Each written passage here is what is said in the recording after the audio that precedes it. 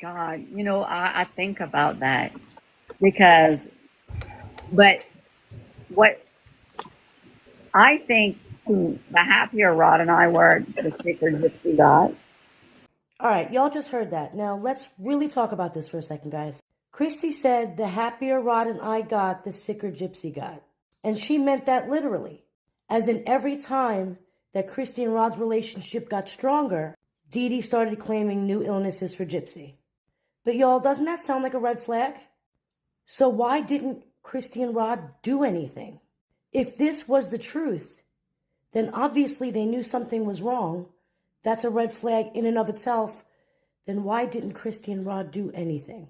You're telling me that Christy admits that Rod and Christy clocked that pattern, and they were assuming that Dee Dee was using Gypsy's health to manipulate for Rod's attention, and those two still never made a welfare check. Those two still never checked on Gypsy or investigated any further, when obviously that sounds like they knew something was wrong, right?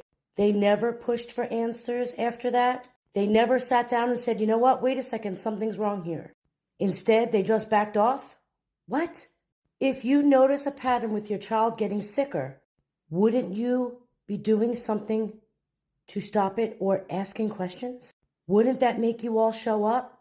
Wouldn't that make you all call CPS? Instead, they're saying that they noticed the pattern and did absolutely nothing. So either Rod and Christy knew and didn't do anything about it, or that whole story was just a lie.